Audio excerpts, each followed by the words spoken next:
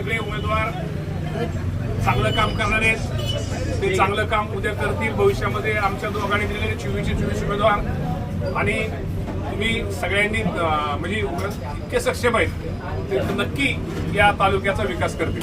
पण काही लोकांचा रोष आहे, काही कार्यकर्त्यांचा, तुम्ही दोघं एकत्र आल्यामुळे दोन्ही कार्यकर्त्यांचा, भाऊ आणि मामांच्या कार्यकर्त्यांचा रोष आहे. त्या रोषाला तुम्ही कसं सामोरे जाणार भाऊ?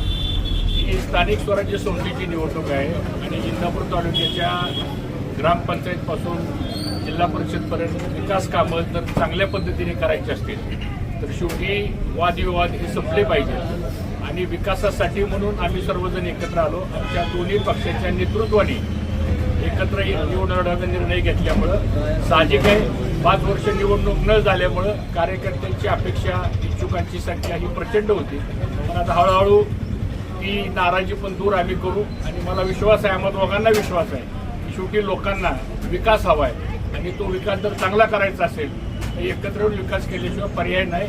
आणि 24च्या 24 जागा या निश्चितपणानं राष्ट्रवादी काँग्रेस पक्षाची निवडून येईल. भाऊ, तुम्ही तुमची मुलगी आणि मामांचा चिरंजीव उभा केलेला आहे आणि दोन्ही पार्टीकडून तुम्हाला तसा टीका होत आहेत, कसं सांगा?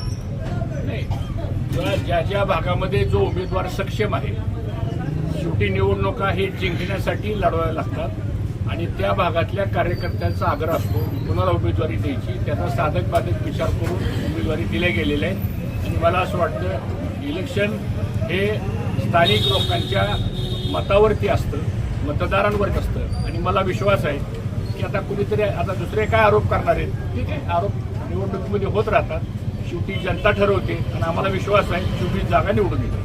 आणि तुम्हाला आमच्या दोघांच्या मुलामुलीबद्दल तुम्हाला बघायचं असेल तुम्ही रेकॉर्ड करा. रेकॉर्ड करा. जर जनतेला तिथल्या मान्य नसेल मतमोजणीच्या टायमाला तुम्ही स्वतः राहुल ढवळे तिथं या. राहुल ढवळे येतात ते बघा, मुलीचं बघा, मुलाचं बघा, लोकांना आवडतं का न आवडतं तुम्हाला ते निकालातनं आणि त्या मतदान किती त्यांना पडतंय. मी म्हणतो ते ठीक आहे 100, 200, 500, 1000 घासून 2000 हे दोघं किती मताने लोकांचा किती दोघांवरती विश्वास आहे तुम्हाला 6 तारखेला कळत. आणि जे आरोप करतात त्यांनी तर 6 तारखेला वही आणि पेन घ्यावा दोघांच्या मतदारसंघातला म्हणजे उभा एक मुलगा मुली त्यानंतर करावा. त्यानंतर त्याचं आणि आम्ही खरं तर निश्चित प्रकारे हे करू. मामा, राजा का बेटा राजाही बनेगा अशी पण टीका होती तुमच्या मुलावरती, ते त्याला कसं सामोरं जाईल? राजा का बेटा राजाही बनेगा. हा, म्हणजे आता त्यांना उभा केले, आता ते पण राजकारणात आले. राजकारणामध्ये तुम्हाला मी सांगतो शेवटी समाजकारण करतो, लोकांना आवड असते. तो कॉलेज संपल्यापासून गेली 1.5-2 वर्ष समाजकारण करतोय. आणखी सुद्धा मागच्या 5 वर्ष काम करत होते. दोघंही चांगलं काम करतात आणि लोकांचा आग्रह होता की त्या दोघांनी उभा राहू. त्यामुळे दोघं उभं राहिलेत आणि मी म्हणतो लोकांना आवडतं का ना आवडतं 6 तारखेला माझं रेकॉर्ड करा आणि 1000-2000 नाही किती मतात पहा.